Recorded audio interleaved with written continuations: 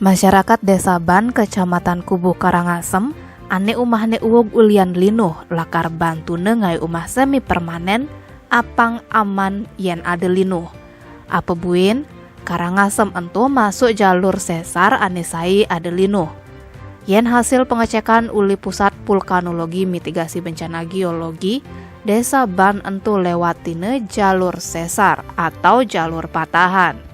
Melahne sing bangunin umah permanen. Sekda Karangasem sedana merte mastiang yen ngerelokasi warga ke tongos ane aman sing ngidang nyalanin. Apa buen masyarakate sing ngelah-lahan elenan ken ane tongosine jani. Solusine kanggo anggaenang umah ane konstruksine kuat aja aman yen ada gajaran linuh.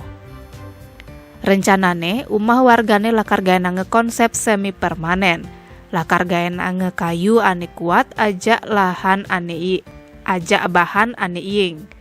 Yan ada linuh batas gigisan bede uwogne. Samping tuh sing ada masyarakat ane tepen umah. Tim Bali Express ngelaporang.